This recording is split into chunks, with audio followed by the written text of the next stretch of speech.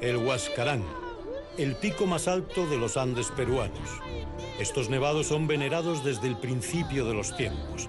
Es la morada de los apus, los espíritus de la tierra. Hace 4000 años se inicia el llamado periodo formativo en los Andes. Se construyen grandes centros ceremoniales a los que acudían aquellos que buscaban nuevos conocimientos.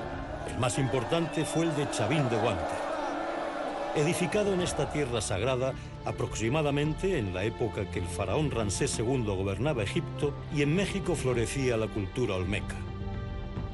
Gracias a una complicada liturgia, a una puesta en escena impactante y a la utilización de sustancias alucinógenas, los sacerdotes lograron que la gente creyese que eran seres superiores. Se proclamaron los embajadores de los dioses y ostentaron el poder durante 800 años sin necesidad de ejército. El monumento quedó sepultado por una gran avalancha en 1945.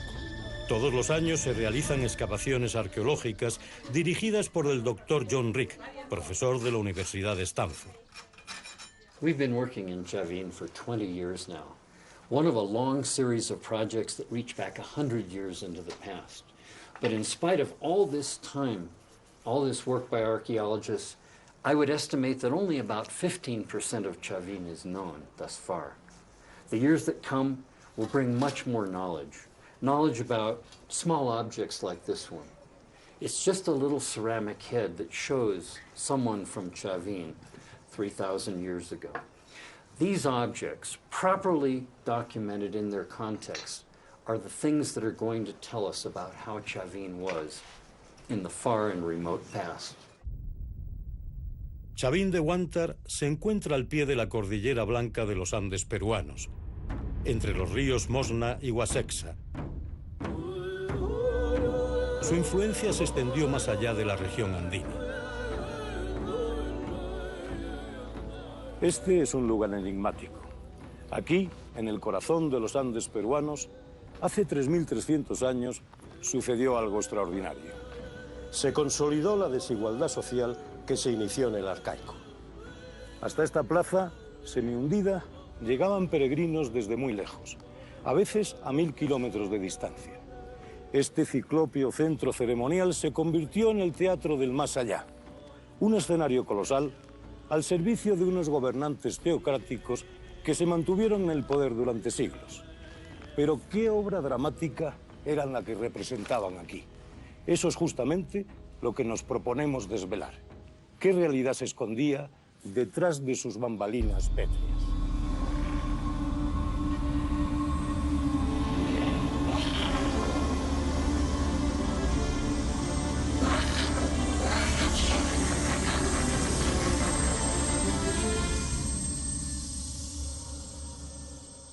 Las edificaciones albergan unas misteriosas galerías subterráneas. En la oscuridad de estos corredores de piedra, los sacerdotes desarrollaban gran parte del drama litúrgico. Aquí sometían a los peregrinos a escalofriantes pruebas iniciáticas. Experimentaban con la trascendencia de sus almas y reafirmaban su poder ante ellos. Pero ¿quiénes y cómo eran los sacerdotes que oficiaban los cultos de este centro ceremonial? En las estelas líticas encontradas en Chavín, les vemos representados como seres humanos transformados, con grandes colmillos, serpientes en la cabeza y garras en los dedos de manos y pies. Su aspecto ritual era imponente. En algunas lápidas les vemos sosteniendo un cactus San Pedro, una planta sobre la que giraba gran parte del culto. En el yacimiento arqueológico actual, todavía crecen vigorosos los cactus de los dioses.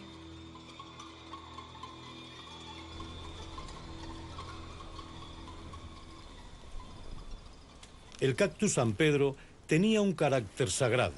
Era una planta creada por los dioses. Los hombres que ingerían su jugo encontraban el camino cósmico que llegaba hasta ellos. Los sacerdotes realizaban el ritual de la preparación del San Pedro. Estaban considerados como seres superiores porque trascendían al otro mundo y traían las noticias de los dioses.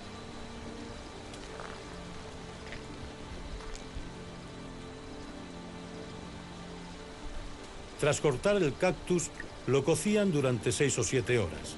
Al filtrar el líquido resultante, obtenían la mescalina, el alcaloide enteógeno visionario que ingerían en el culto religioso. Al principio la mescalina provoca somnolencia, después una gran visión, un esclarecimiento de todas las facultades. Entonces sobreviene la separación, la sensación de proyectarse a través del tiempo y la materia.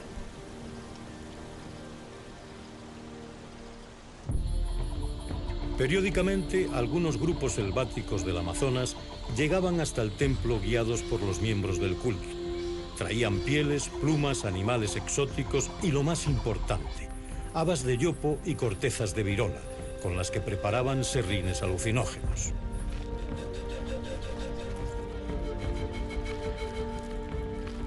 Desde que los peregrinos llegaban al templo, los acólitos y ayudantes les guiaban en todo momento.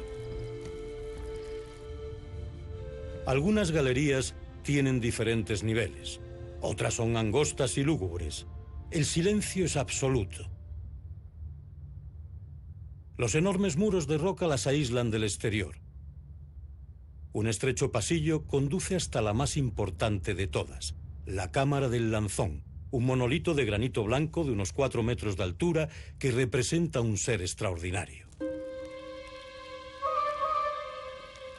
El naturalista italiano Antonio Raimondi fue el primer científico europeo que exploró los restos arqueológicos de Chavín de Huántar. Llegó hacia 1860 y quedó fascinado. El monumento estaba semienterrado y en muy malas condiciones, pero pudo penetrar en algunos pasadizos subterráneos. Cuando la tenue luz de su antorcha iluminó los rasgos felinos del insólito lanzón, se dio cuenta de lo importante que debió ser esa estancia en su época.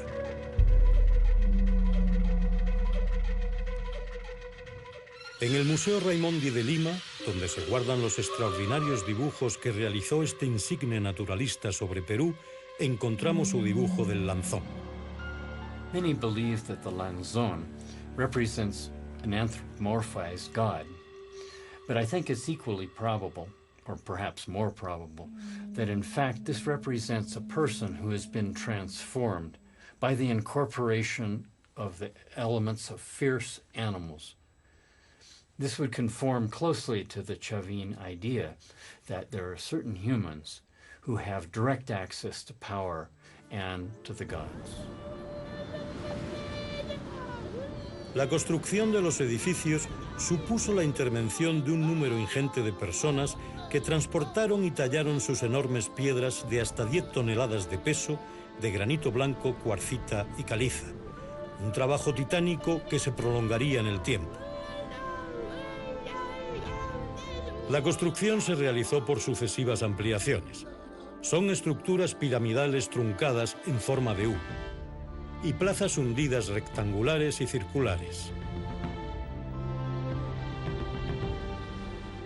Construían a partir de un relleno sólido compuesto por arcilla y pedruscos al que adjuntaban los muros de piedra tallada. Levantaban las paredes con grandes piedras rodeadas de otras mucho más pequeñas y planas para ganar estabilidad. Las unían con una argamasa de arcilla y cascajos planos y puntiagudos que no mermaban cuando se secaba. Hay pequeñas ventanas que comunican las galerías entre sí, enfrentadas a conductos de ventilación que llegan hasta el exterior. La galería más ancha es la llamada de doble ménsula. Gracias a la sustentación del techo sobre 2 grandes piedras, el corredor podía ser más amplio.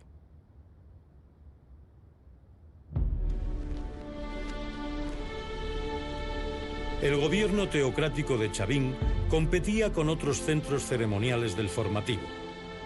Enviaban a miembros del culto para explorar en todas direcciones, hacia la costa, la sierra y la selva.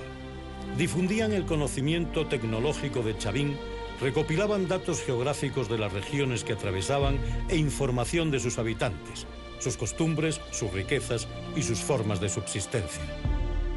Posiblemente, los miembros del culto encargados de difundir el mensaje y la fama de los altos jerarcas de Chavín y convencer a la gente para que viajaran hasta el centro ceremonial, tendrían un largo periodo de aprendizaje hasta convertirse en exploradores.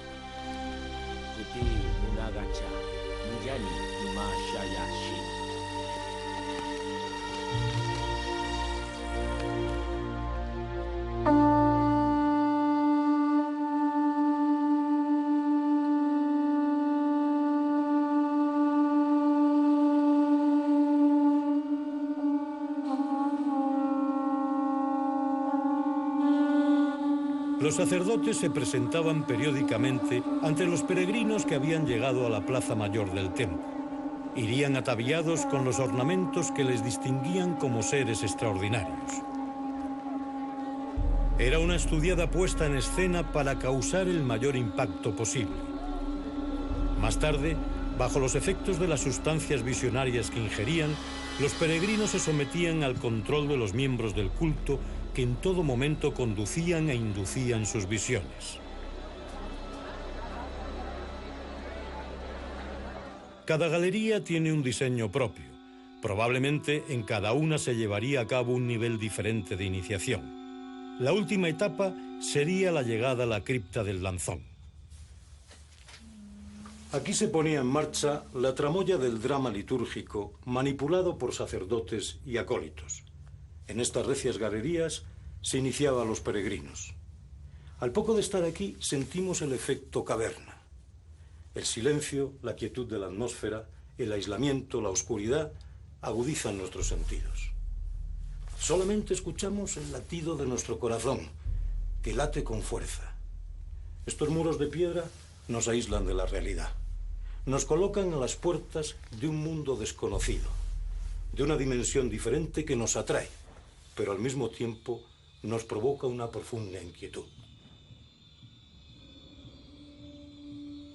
Bajo los efectos de los cócteles alucinógenos que habían ingerido, los peregrinos experimentaban sus primeros vuelos psicodélicos, inducidos por los efectos sonoros, olfativos y luminosos a los que les sometían para estimular sus visiones. Los sacerdotes vigilaban constantemente y manipulaban sus estados de conciencia alterada. What you have seen here is a reenactment of something that we really believe happened. The initiation, or at least the initial stages of initiation, of new members of the cult of Chavin. The details we can't be sure of because the archaeological evidence doesn't permit it. But what we are sure of is that these spaces, these galleries of Chavin, were the place where these transitions occurred, in which people from outside the cult were integrated into the beliefs and privileges of that cult and became members, eventually priests, of considerable power based on the cult. El obelisco Tello es una de las piezas más importantes halladas en Chavín. Lo encontró el agricultor Trinidad Alfaro en 1907. Fue bautizado con el apellido de Julio César Tello por ser el primer arqueólogo que lo estudió. Mide 2,5 metros de altura por 32 centímetros de ancho. Esculpido en sus 4 caras, representa 2 dragones, uno hembra y otro macho. Tienen cabeza de cocodrilo. El obelisco también representa imágenes de hombres, animales terrestres y marinos, aves y plantas. Mi hipótesis es de que el obelisco Tello está representando un personaje Libiac, es decir, la divinidad de esta Libia, que es la que genera el trueno, que es la que genera las grandes tempestades, que baja de las alturas y es temido y temible, que está asociado al mar, está asociado a las plantas, está asociado a los animales, y a lo largo del obelisco lo que se hace es representar todo eso.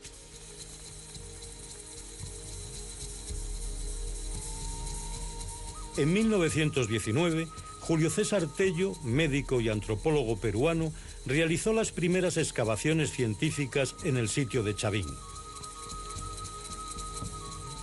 Desenterró gran parte del monumento y recuperó 42 cabezas clavas. Tan solo 3 de ellas se mantenían empotradas en los muros.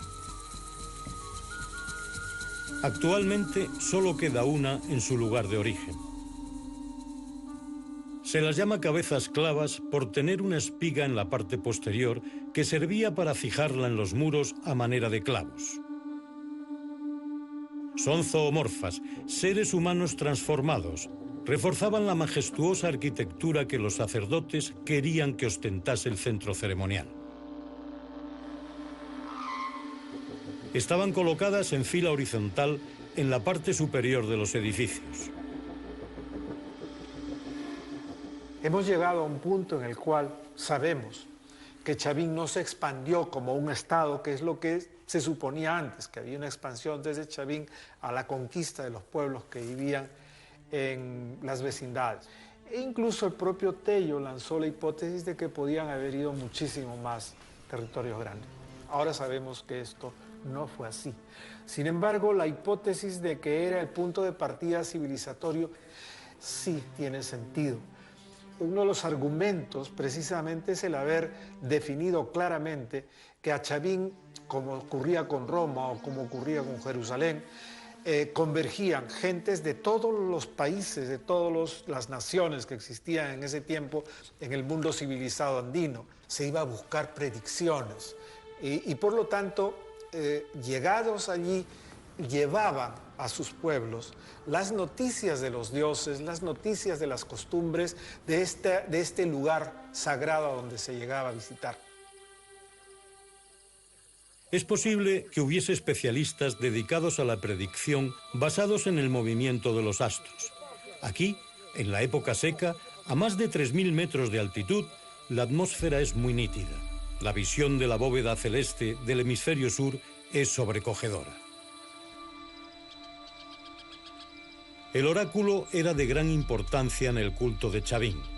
Los líderes de otras poblaciones y la gente privilegiada acudían al centro ceremonial para realizar sus consultas.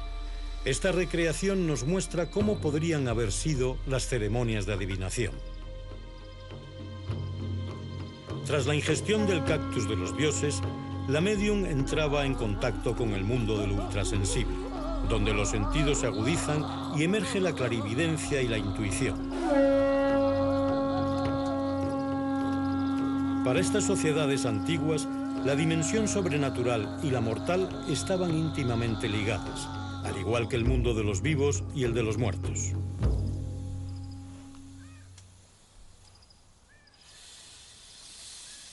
La pitonisa sometía a la liturgia específica del ritual a los que solicitaban sus predicciones.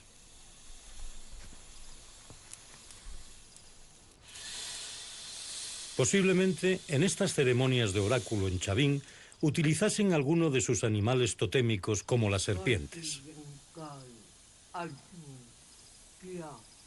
El carácter sagrado de las serpientes es patente en toda la iconografía de Chavín.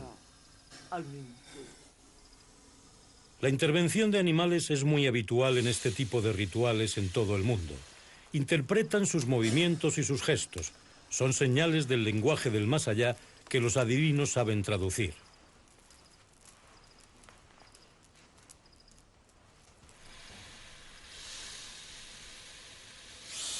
Todos seguían con detalle los gestos de la pitonisa. Su lenguaje manual de símbolos descifraba lo que querían comunicar los espíritus a través de los movimientos que realizaban los reptiles.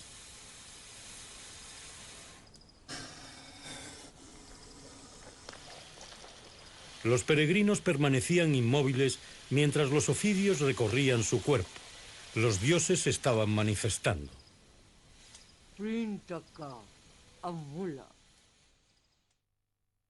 Otro de los monolitos importantes de Chavín es la Stella Raimondi, bautizada con el apellido del naturalista italiano por ser el que la encontró y gestionó su traslado a Lima. Representa un ser zoomorfo con ojos desorbitados a causa del trance psicodélico. En la boca tiene 4 colmillos felinos, sostiene 2 báculos que terminan en serpientes. Sus extremidades son como garras de jaguar. Cuentan que Antonio Raimondi la encontró en casa del campesino Timoteo Espinosa un día que le invitaron a cenar. Al parecer la usaban de mesa. El naturalista enseguida se dio cuenta de que aquella laja no era natural. Le dieron la vuelta y efectivamente, era una joya de la cultura chavín. Después de 13 años de su descubrimiento, la estela Raimondi llega a Lima.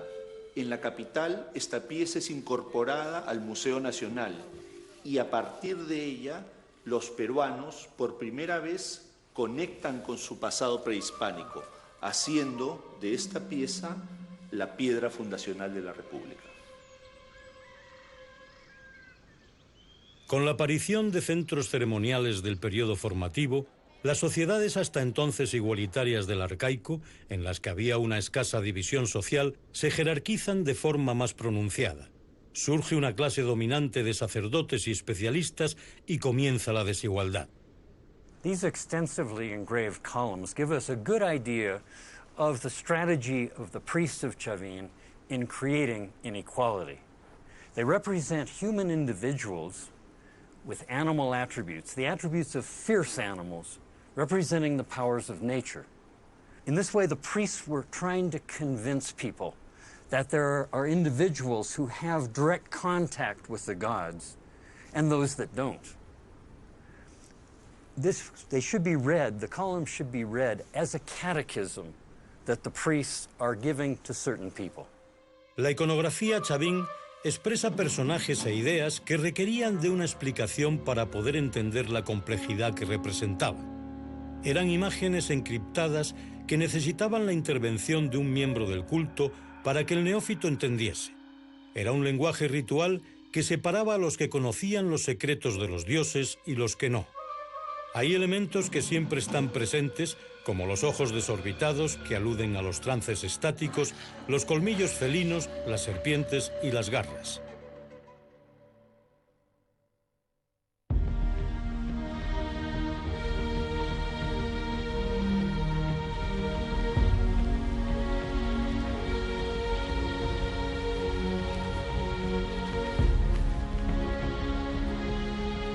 Atraídos por la propaganda de los emisarios de Chavín, la gente iniciaba el largo periplo hasta el centro ceremonial. Desde la costa desértica al oeste de la cordillera de los Andes, algunos líderes de pequeñas comunidades iniciaban el peregrinaje para consultar al gran oráculo de las montañas sagradas.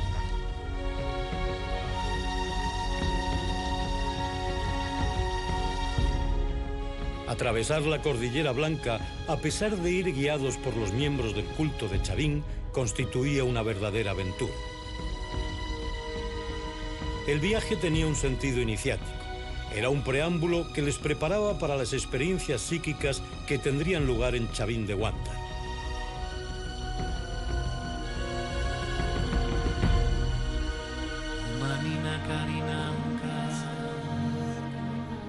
En lugares determinados, como al pie de los altos nevados, realizaban pagos a la tierra. Los chavinos les enseñaban a ofrendar a los poderosos apus de las nieves para conseguir su protección.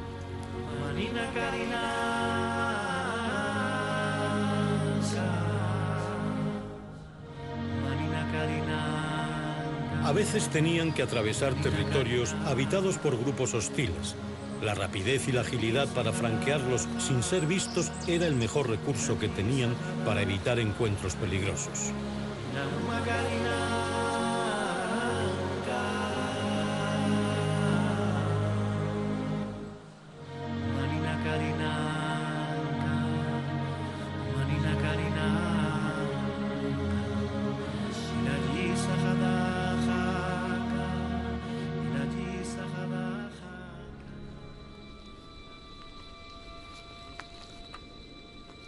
La llegada al templo, tras las penalidades del viaje, era como llegar a un oasis. Los altos jerarcas, los miembros del templo y el culto de Chavín se nutrían gracias a las ofrendas que entregaban los peregrinos. Los sacerdotes habían elaborado una estrategia de convencimiento para reafirmar su poder. Un poder que se sustentaba en un solo dogma. Ellos eran los embajadores de los dioses, los únicos que tenían comunicación con el más allá. Los líderes de los diferentes grupos que llegaban al templo se sometían a rituales iniciáticos más complejos que la gente de menor rango. La iniciación comenzaba con la ingestión del San Pedro.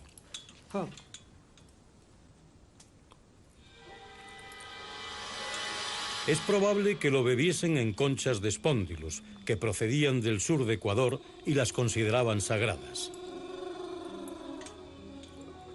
Tras la ingestión de la mescalina, inhalaban el polvo obtenido de triturar las habas del yopo o la resina de virola.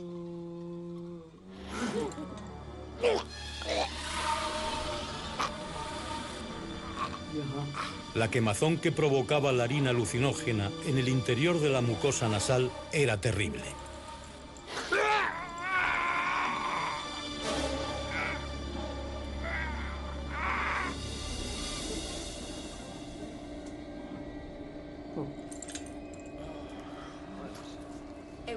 Consumida la primera dosis, el novicio descendía hasta las cámaras secretas de las galerías subterráneas. Era como el descenso a los infiernos.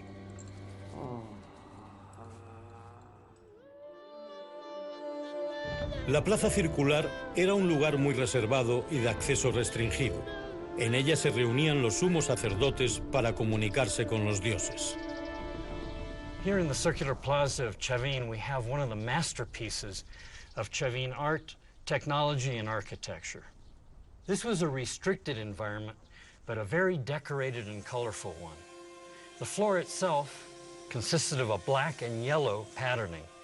The walls were white, the staircases accented with black, stones coming from different places.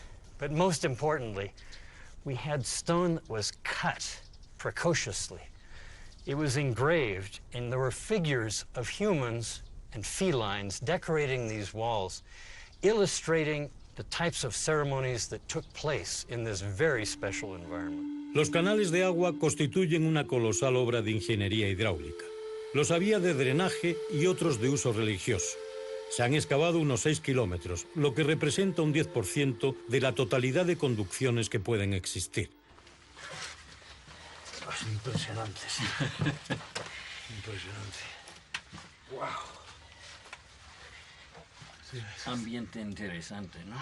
No, pero estas losas son enormes, ¿no? Sí, sí. Y es bueno porque hay como 7 metros de edificio encima de nosotros. Tenemos ahora mismo. Hay una sobrecarga aquí fuerte. O sea, que esto lo construyeron antes Sí. el propio centro ceremonial. Sí, esa es una de las cosas más importantes, es que no hay manera de instalar un canal después de construir los edificios altos. De hecho, tenía que haber estado aquí antes de esta construcción. Y si estuviera antes, y como lleva el patrón de los canales, responde a la última fase de construcción, o sea que está acomodando la posición de los edificios, los últimos edificios de la época Chavin. Quiere decir que esto fue construido con conocimiento de dónde iban a construir. De lo que iban a construir después. Sí, exactamente. Seguramente sería también una parte de la iniciación, ¿no? El poder pasar hasta aquí. Sí, yo tengo imaginado que quizás lo que hicieron era de meter gente en la oscuridad y decir que tienen que seguir hasta escapar del espacio. Entonces se puede imaginar sintiendo en la oscuridad la manera adelante, sin saber si hay huecos profundos. Impresionante. Sí. El teatro del más allá. Sí, sí, esto no es más allá, ¿qué es?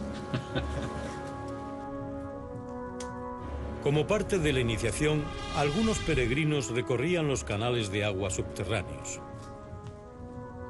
Era una prueba más que tenían que soportar, sumidos en una profunda enajenación mental y sin tener claras referencias de espacio ni tiempo. Los primeros efectos de los fármacos visionarios son desagradables. Convulsiones gástricas, mareos, incluso vómitos. Después viene la pérdida del equilibrio, mientras los otros sentidos se agudizan. Luego comienzan las visiones, los saltos del mundo real a una dimensión desconocida y la vuelta a la realidad, hasta que en uno de esos saltos ya no se regresa. Hemos continuado por el canal de rocas y llegamos a esta especie de nudos donde observamos un verdadero laberinto de conductos, de canales, desniveles de quiebros, zonas donde posiblemente podría haber esclusas o trampillas. La verdad es que es una obra hidráulica conmovedora que la utilizaban para manipular el agua, para crear efectos sonoros, incluso estruendos, que podrían ascender por estos sifones hasta la superficie y sin duda quebrarían el ánimo de los peregrinos neófitos que estarían ahí en la zona sacra. Cerca del pórtico de las Falcónidas se pueden observar los respiraderos de los profundos sifones, una especie de altavoces por los que emergía el bramido tronador del agua.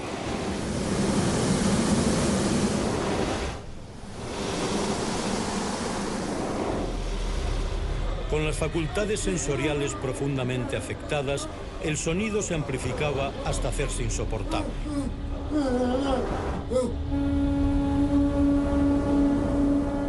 Los sacerdotes que inducían y conducían las iniciaciones siempre estaban vigilantes.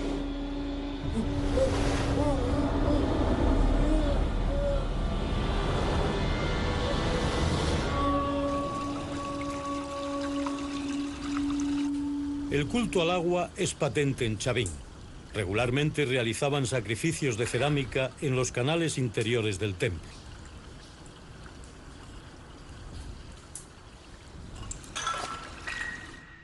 La cerámica ritual Chavín fue extraordinaria por su refinamiento y sutileza.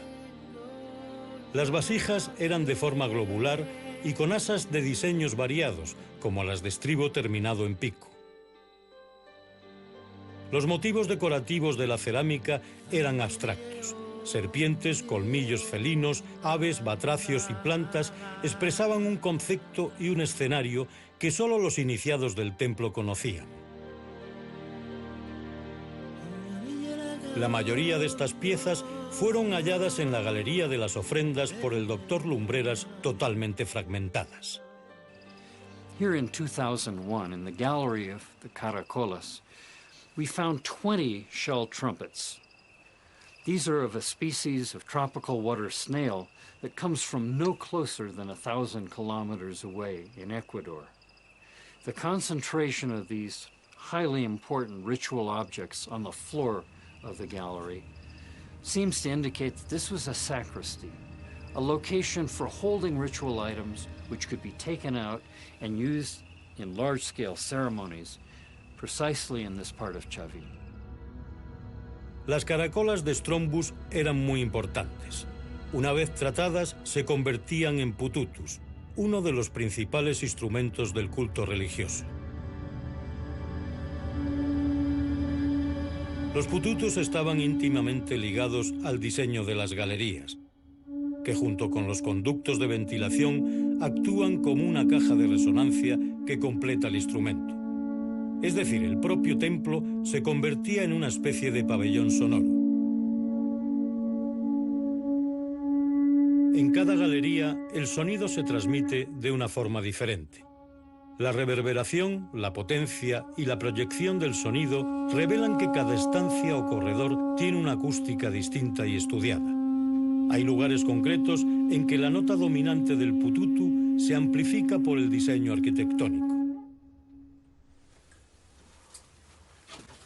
I've been found, but the discovery was made difficult by the very complex interaction between the tones of my Strombus pututu and the acoustic conditions of this gallery.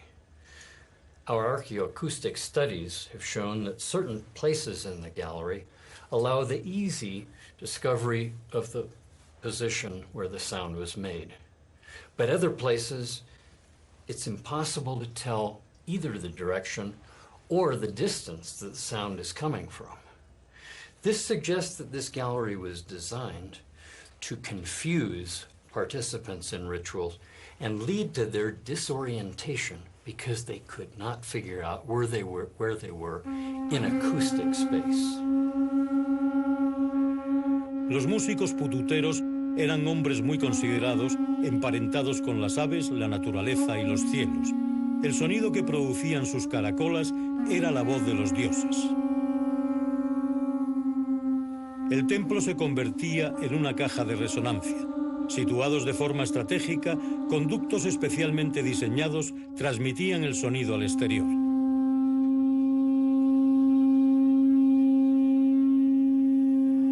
It's possible that the walls of galleries such as this one, in their time, were originally plastered, giving a different appearance and a very different acoustic performance inside them.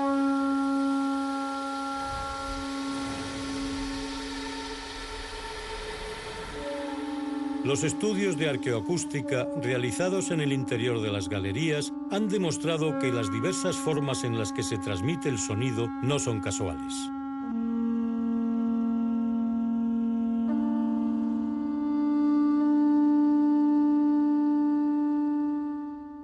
Atienden a un estudiado diseño arquitectónico que altera la difusión del sonido, la resonancia y el nivel acústico. Oye, y este ducto da exactamente, o daba la luz, incidía directamente en el lanzón. Sí, es bien claro que este ducto tiene funciones múltiples. Entonces, una luz reflejada desde afuera, Sí. tal como podemos hacer con esta linterna. Sí, la verdad es que, mira, Da directamente directo. a Sí. la boca del lanzón. Exactamente, cubre del mentón hasta la frente. Y además por aquí también saldría el sonido, ¿no?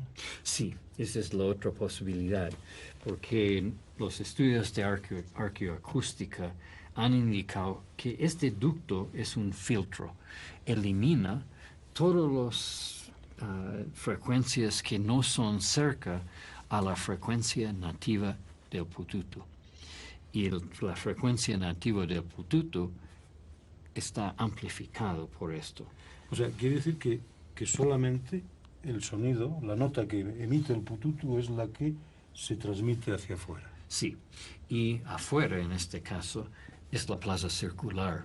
Entonces un pututu tocado en la galería del lanzón puede ser escuchado en la plaza circular. Esto sería la cosa, si el lanzón hablaba y usaron un pututu para hacerle hablar, gente en este lugar alejado hubieran escuchado que el lanzón estaba dando un mensaje.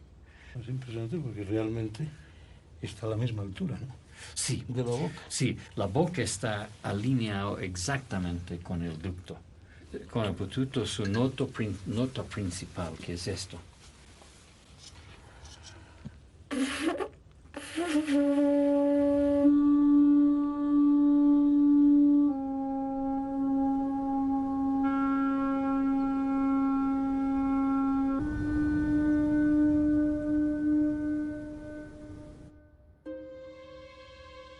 Nuestro equipo técnico acopló un proyector láser en el conducto de ventilación y pudimos comprobar que estaba alineado milimétricamente con la boca del lanzón. En Chavín nada sucede por casualidad. Lanzón has a number of feline characteristics, including fangs, claws. Since we believe that the lanzón may have spoken in the voz of the pututu, it's very interesting and perhaps not a coincidence that the pututu can also speak in the voice of a feline. Something like this.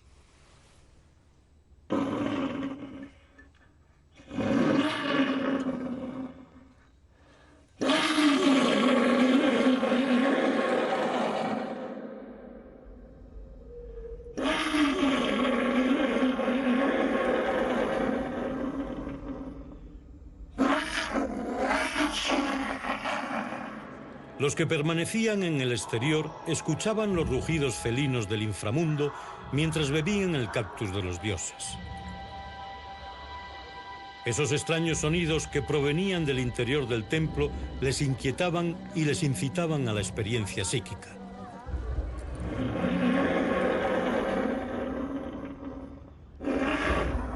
Gracias a las sustancias alucinógenas que ingerían y a la sobrecogedora representación litúrgica que ponían en acción los sacerdotes, no era necesaria la fe. Intuían y escuchaban la voz de los dioses, era evidente su presencia.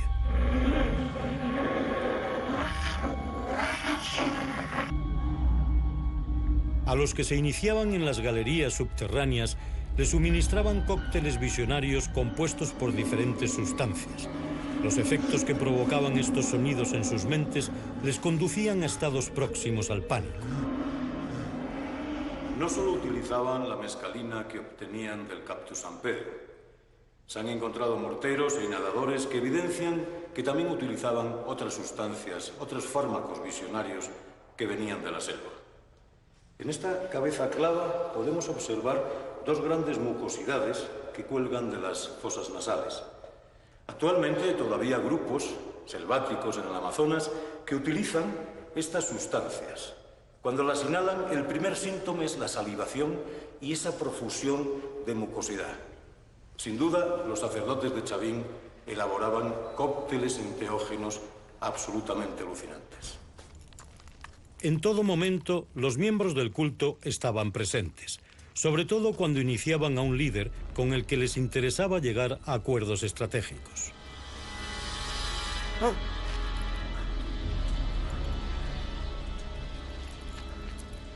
Seguramente, las dosis que les suministraban serían mayores que las que ingerían las personas de menor rango.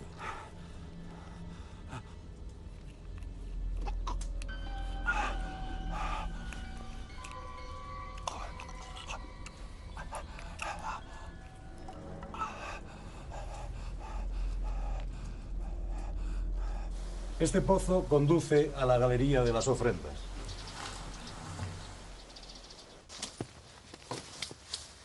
En 1966, el doctor Luis Lumbreras protagonizó uno de los más importantes descubrimientos que se han realizado aquí en Chavín de Huáncar. En estas oscuras galerías encontró más de 800 piezas de cerámica y otras ofrendas. Pero también descubrió huesos de animales junto a huesos humanos. El posterior análisis forense arrojó una sorprendente conclusión. Esos huesos humanos eran el resultado de la ingestión de carne humana. Aquí arriba, se había realizado un gran banquete caníbal. Nosotros separamos la cerámica de la piedra y de los huesos. Y al hacer el examen de los huesos, lo que yo hice fue entregar todo este conjunto a una arqueozoóloga que muy poco tiempo después de entregados me devolvió un lote de ellos. O sea, se quedó con la mayor parte de ellos, pero había un lote que me dijo, estos no, porque estos son de seres humanos, o sea, estos no los examino yo. De modo que llamé a un antropólogo físico, José Pablo Baraybar, y le pedí que examine la colección de estos huesos, y efectivamente confirmó que eran huesos humanos, y comenzó a examinarlos y me dijo, oye, pero estos huesos han sido cocidos algunos y probablemente hervidos, otros asados, y muchos de ellos han sido partidos, y hay otros que están mordidos, etc. O sea, son restos de comida. Nosotros nos reímos un poco y pensamos que era parte de un sacrificio que se había dado allí. En todos los pueblos del mundo existió el canibalismo, antropofagia en general. En el momento en que aparece la agricultura, ¿por qué causa? No lo sé, aparece el canibalismo. Hay evidencias que apuntan a la realización de sacrificios humanos en Chavín, aunque mucho menos masivos que en la posterior cultura mochi.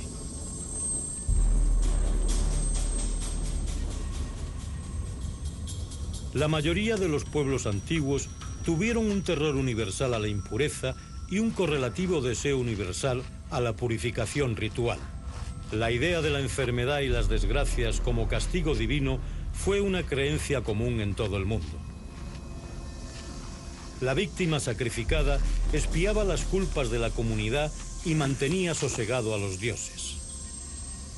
Quizás Chavín marque la diferencia entre los chamanes tradicionales y los nuevos sacerdotes. En las excursiones mágicas, el chamán viajaba a planos sobrenaturales en los que podía luchar contra espíritus y dioses adversos, absorber la impureza ajena y regresar con remedios. Los antiguos sacerdotes, quizás con un poder más desarrollado, ofrendaban la sangre del sacrificio a los dioses y conseguían la catarsis de la comunidad.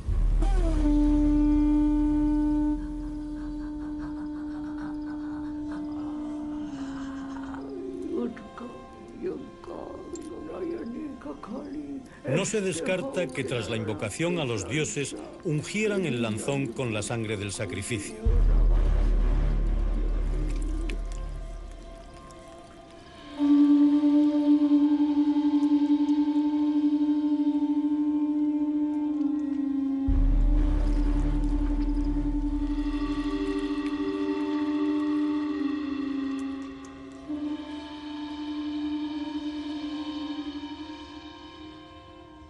En el proceso iniciático alternaban los momentos de sosiego con los de estrés. Posiblemente utilizasen inciensos para crear una atmósfera relajante. Mediante la colocación en el exterior de espejos de antracita, de los que se han encontrado muchos en las excavaciones de los conductos, reflejaban la luz solar hacia el interior, creando efectos luminosos. El estado permanente de conciencia alterada en el que mantenían a los que se iniciaban permitía a los sacerdotes manipularles a su antojo. Dosificaban los efectos sonoros, olfativos y luminosos para provocarles una profunda demencia. En cada momento del proceso iniciático controlaban el sonido que querían producir. A veces un tranquilo y armonioso murmullo. Otras un bufido ensordecedor que mezclado con los pututus provocaba el sobresalto de los que se iniciaban y el paso del sosiego al estrés.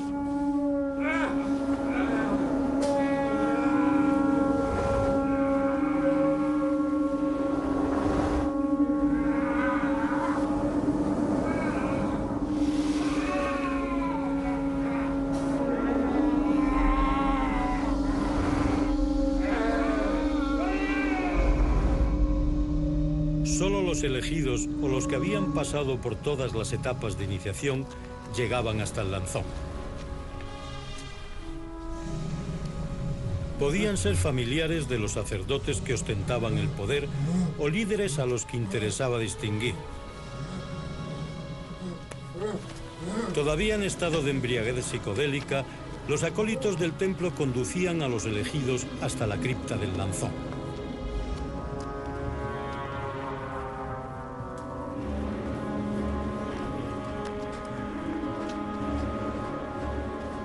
Caminaban absolutamente desorientados, perdidos en un caos de visiones que trastornaban sus mentes.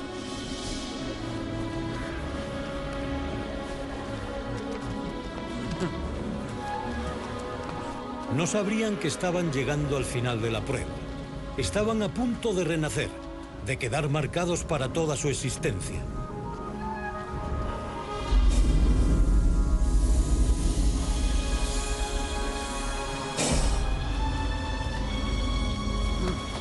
Renqueantes y en estado catatónico, recorrerían los últimos metros antes de encarar el corredor que les llevaba hasta el lanzón.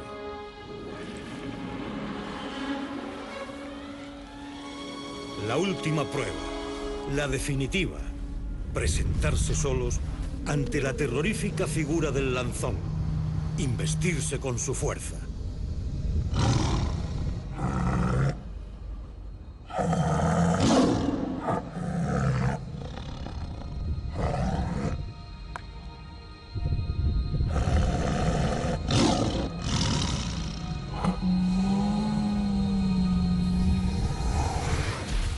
La catarsis final.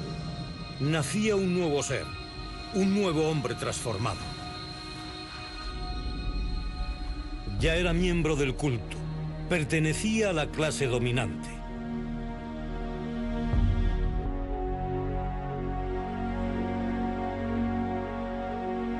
En la gran plaza de Chavín de Huántar, los peregrinos estarían expectantes ante la llegada de los que habían visto al lanzón.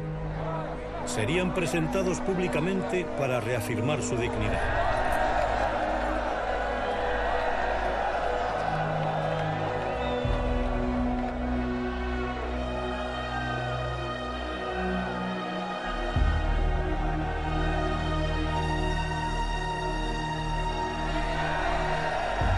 Los nuevos sacerdotes serían reconocidos y tratados ceremonialmente en público para poner de manifiesto que ya eran seres sagrados. Allí donde fueran, se les reconocería como altos dignatarios de Chavín.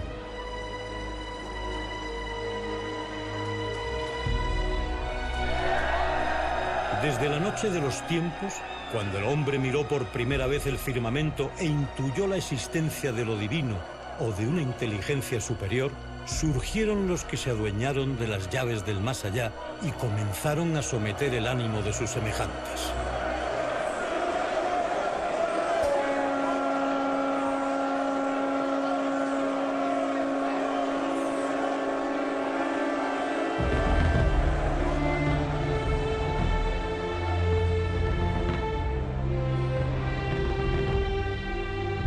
Bajo sus pesados muros, Chavín de Huántar sigue atesorando secretos que serán poco a poco desenterrados.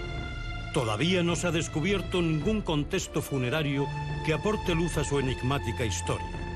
Sin duda, los hallazgos arqueológicos venideros volverán a sorprender al mundo.